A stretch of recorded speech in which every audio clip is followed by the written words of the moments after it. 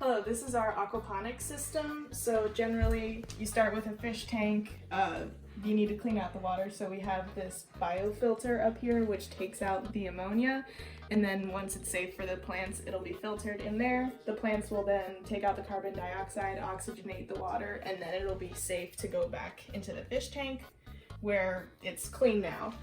So the general problem with aquaponics systems is that the upkeep is very hard. You gotta monitor the water temperature, the air temperature, cleanliness, and general health of the entire system. So our project was to simplify that process for an end user. So this is the automated aquaponics system. And if I take a look inside, we can see our beagle bone with an Ethernet port and power port. We have two relay switches, which can be configured to basically any 5-volt, 12-volt power supply. We have a connection to our servo. We have our TMP36 temperature sensor, and then we have our two relay switches, and this last node is for our water temperature sensor, which is right here. For the demo portion of this video, we've modified our code slightly, just so it works in a smaller time frame. So now coming over here is our web server, which can be accessed via any device that has internet connection. Our beagle bone over here is connected via an Ethernet cable, so any locally connected device can reach the server. To actually start the server, I'm connected to our beagle bone and its Linux distribution, and I can simply run our code by running a sudo.compile.sh. This links all of our code together and gets things started on the server. So it's going to set some pins, and then it's going to start our server. Now, if I quickly change tabs, you'll see that we are now getting values from our sensors. We get an air temp being 68 degrees. It's a hot one today. We get the water temperature 18 degrees. We get a light level, which is right now -11 because we have it covered up.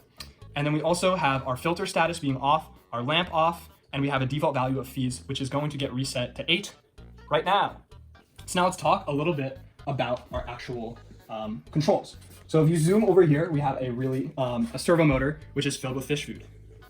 So about every 6 hours, we have it set normally to disperse food to our fish. But right now, for the purpose of the demo, we have it at about every 30 seconds. So as you saw, it just rotated and dropped some pellets into our tank. If you take a look at our fish, they're kind of fighting for the bits right now.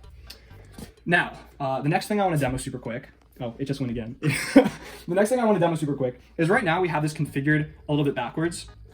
But when I introduce more light to the system, this extra filter will turn on. Now, normally it's the opposite, where the tank will get dirtier and get darker. So this filter will turn on to clean any extra algae buildup. But because we've been running the system, it's been good about cleaning algae. So just to demonstrate this like automation, I'm gonna shine a light on our water sensor, which is on the back of our device. And after about 5 seconds until it pulls data again, our filter turns on. So now you can see it is now collecting water. So again, normally it's the reverse, and as the water gets darker, the filter turns on. But for the purpose of this demo, we're showing the opposite. So now you can see the filter just turn back off. Now, if we come back up to the top of our system, we have our lamp, right? So our plants need 12 to 16 hours of light a day, and besides the regular light in the room. So we now have a timer on this lamp. So you see it just turns off. Again, normally this is every 12 hours, but in this demo, it's every 30 seconds. So that is a full demo of all the functionality of our project. So for this project, we were able to complete everything we wanted to complete, and our system is working as we had hoped it would.